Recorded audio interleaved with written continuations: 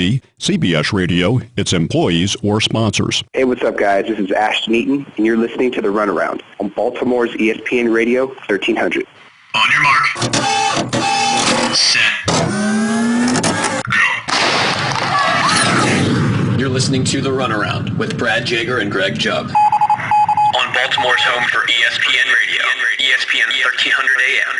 Hello, everybody. Ashton Eaton. We snagged an exclusive interview with him, and you'll be hearing that shortly. This is Greg Jubb alongside Brad Jager and Louis Fudos for another installment of Running Maryland's The Runaround here on ESPN 1300 AM, the only show made by runners and track athletes for runners and track athletes. As always, the show is brought to you by Halliburton Sports. If you're looking for the widest array of running shoes and gear, check out Halliburton Sports online at halliburtonsports.com or visit their Baltimore showroom on Pulaski Highway today. And be sure to check us out, runningmaryland.com, for all the latest news, results, rankings, photos, videos, and more. Or if you're interested in having your race or event managed by one of the premier race management companies in the Mid-Atlantic region, visit us online. Just think, we can manage your event and promote it right here on The Runaround. And once again, find us online at runningmaryland.com. Brad, a lot of frustrating news for two collegiate cross-country and track teams in the area.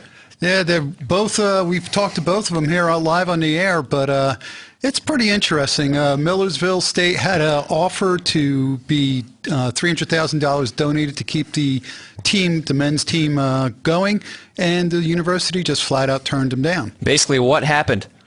An alumnus who chose to remain anonymous wanted to submit $300,000 to help save the team, help fund the team for the next few years. And a representative from the university emailed him back, or called him, I'm not sure. I read this on letsrun.com. She said to him, "While we certainly understand the passion, interest, and disappointment of the university's decision, the money offered is not a solution to the budget issues facing the university as a whole." If money is not the solution to a budget issue, then you know what? I don't know what world we live in anymore. The university was only asking for $200,000 to keep the program going. The alumnus came back and they said, "Well, we'll give you $300,000 to keep it going." They still said no. The coach there, Scott Weiser, who lost his job, said, "What did he say? I don't know. I'm looking for it here. Oh, we don't." He was basically told, "We don't want to set a precedent. We don't want anybody telling us how to run our school." So it sounds like they have a very good shot at keeping their program going. So. I don't know. Is it just, do schools really want to help the teams? You know, it's such a red tape kind of issue. It's not about that anymore. It's about the money. It's about Title IX compliancy. I mean, it's the same thing seems to be happening at the University of Maryland. First, they had to raise 8 years' worth of funding to keep the team going. Now it was changed in a letter by Kevin Anderson, the AD at Maryland, last week, saying we've changed it. Now they only have to raise $1.88 million by December 31st, but it will only fund 14 guys and only for outdoor track. Plus, to stay Title IX compliant, you also have to raise the funding to increase the girls' numbers on their teams. And look, Title IX, it's necessary. It's a necessary thing when it was instated in 1972. But, it's becoming a bit of a burden in situations like this. 14 guys, is it really going to make a difference? In my opinion, no. But the compliance is a big issue. You have to stay compliant with Title IX. And let's face it, 14 guys running track, why even have a team? Exactly. And at this point, it's almost a slap in the face. Do you really want to represent the University of Maryland at that point? Why not take the money that's being raised and put together a high-class club team at the University of Maryland? Most colleges will allow you to run in their invitationals, in their cross-country meets as a club team for a school that does not have a program. And there's a lot of inconsistencies in what schools are saying, and I'd like to cite something going back to Millersville real quick. A Millersville alumni group contends that the men's program only costs about $125,000 at most, and possibly less than $100,000 annually. Not $200,000, a figure that the school keeps asserting as what the team costs to keep up and running. University of Maryland's kind of doing the same thing. I talked to Zach Ray. He was on the show. He was on the Runaround on our second show in January. And he was saying that, the officials at the school insist that it's costing them X amount of dollars when really, if you look at the numbers, it costs them, so much less. Right. They keep asserting like it'll cost close to $1 million when really, if you look at the budget reports, it's all but maybe $400,000. Right. Probably less, considering that they all clumped, the track budget under one umbrella, which is, track and field, when really it's three teams, cross country, indoor track, and outdoor track. You have to separate the sports into three different, Bottom line, perspectives. if they raised $10 million in 3 weeks and gave half of it to the girls program, to keep the girls program, to give them even more ladies to run, and fully fund a full men's program, the university would still find a way to say, well, now you have to be able to jump up and down 300,000 times without passing out to get the program there. Right, exactly. And, they were saying one of the big reasons for the cuts, they said there's 27 sports currently, and a lot of them are kind of floundering. Why have 27 teams and none are being, operated at a level that would be conducive to performance at a high level? Now let's have 19 teams, concentrate all of our funds on these 19 teams and make sure that, funds to them are optimized. Well, if you have a team of 14 guys, God forbid, are you going to send them to the ACC championships and expect them to do well? They're going to finish, 12th of 12. That's just the way it is. Well, let's get rid of the football team. They were 2-10 last year, and half the team has left this year. So Bruce Posner might have a little issue with that. But it's if even you took the football out of the equation for Title IX compliancy, then most schools would be okay. Just make football its own entity until itself, which it pretty much is at most schools. So you'd think it'd be that easy, but it's just not. That's not the way Title IX works. That's not the way the school budget works. Yeah. Life isn't fair. Right. C'est la vie, right, Brad? Or life sucks and then you die. Great man once said. Anyway, moving on to things that are a little more positive. Let's go into the race recap for the week. The New York City Half was this past weekend. Peter Karui wins in 59 minutes and 39 seconds. Dariba Murga, 59 minutes, 48 seconds.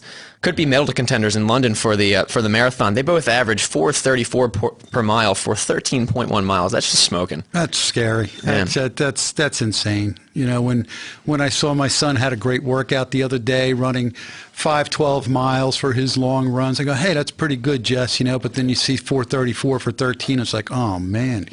Yeah, just don't pay attention. There's always someone out there that's better than you. Yeah. So try to stay ignorant to that fact, and you'll end up thinking you're actually a good runner. Lewis, how'd the Americans do? Is my mic working? You're on. All right. Just making sure because it didn't sound like it was working. Let's see. Down the SunTrust Marathon. Let's talk about the New York Half here. Meb Keflezighi, 61 minutes, 41 seconds for 13th, and Dathan Ritzenhein, 15th in 61 minutes, 52 seconds.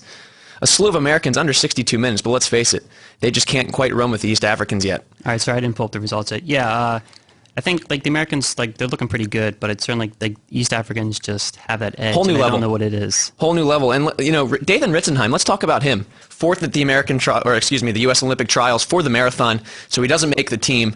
He doesn't look like he's exactly in his zone yet. Should he be focusing on track? He's got a 12:56 5K to his name. He's a fantastic 10,000 runner. What do you guys think? The money is in road racing, and that's where I think people are really focusing. There isn't that much money in the Visa Track Series. There is for a couple people, but not for everybody. So with all these road races out there lately that are paying pretty good sums of money, I would be going to the road races to make a couple bucks if I was any good. But, some may argue the prestige lies in track and field. When you think Olympics, sometimes the marathon gets pushed to the wayside a little bit. There's a big crowd that, that centers around the track and field events. Everyone trains, thinks 4 years in advance. I'm training for 2012. I want to be in shape for the 10K, for the 5K, whatever.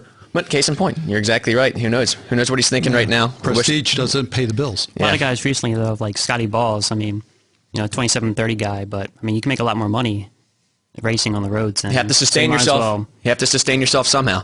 Let's jump into the DC SunTrust Rock and Roll Marathon that was this past weekend as well. Michael Wardian, he was on the show not too long ago. He won the race in 2 hours, 26 minutes, and 35 seconds. Our producer, Louis Fudos here, pointed out that only 28 people total broke 3 hours.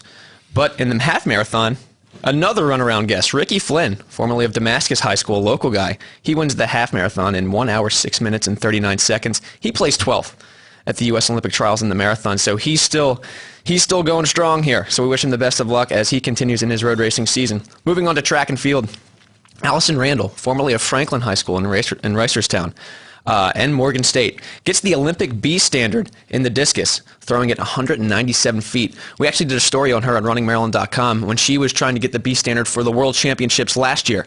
I think she came up just short, but she was the Jamaican national champion. Her mother was Jamaican, traveled all the way to the islands, and won that championship. Pretty cool story. a local athlete doing very well.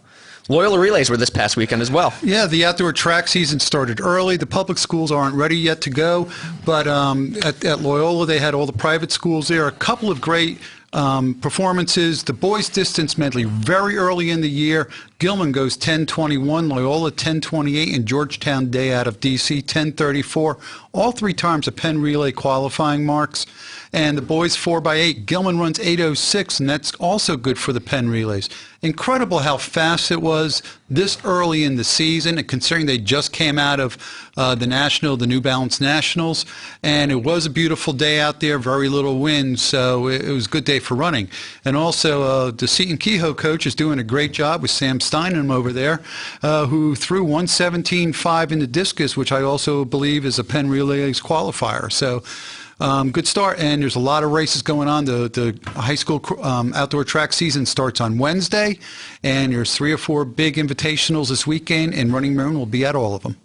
Very cool. And let's talk about what's coming up on the runaround here. We're going to have the world champion in the heptathlon from this 2 weekends ago, the World Indoor Track and Field Championships, Ashton Eaton, the heptathlon, not only the champion, but also the current world record holder based on his last performance. He ran 7 events. In case you out there who are wondering what a heptathlon is, you may be familiar with the decathlon. Heptathlon is 7 events. It's a 2-day competition. The 7 events span over those 2 days. He ran 60 meters in 6.79 seconds. The long jump in 26 feet 9 inches. Shot put 47 feet 9 inches. He also did the high jump in 6 feet 7 inches. 60-meter hurdles 7.68 seconds. And pole vault 17 feet 1 inch. And finally, the end of competition, he runs the 1,000 meters, 2 minutes and 32 seconds, good enough for the world record. He needed to run a 2:39 to snag to beat his own world record. Crushed it. Absolutely crushed it. Sprinters usually have the advantage in heptathlons because everything's based on speed, and they usually suffer a little bit come the final event. But for him to run a 2:32,000 after all those events means he's pretty well-rounded. So. And 2012 London Games are coming up. The decathlon. The team for the United States is unbelievable. Guys like Brian Clay, Ashton Eaton, Trey Hardy. So he has to think, I can't look straight ahead to London. I've got to get past the Olympic trials in June. Right. So he's going to talk about that in a minute. Coming up, our exclusive interview with Ashton Eaton. The man is just an animal in terms of athletic skill. Stay tuned. You will not be disappointed.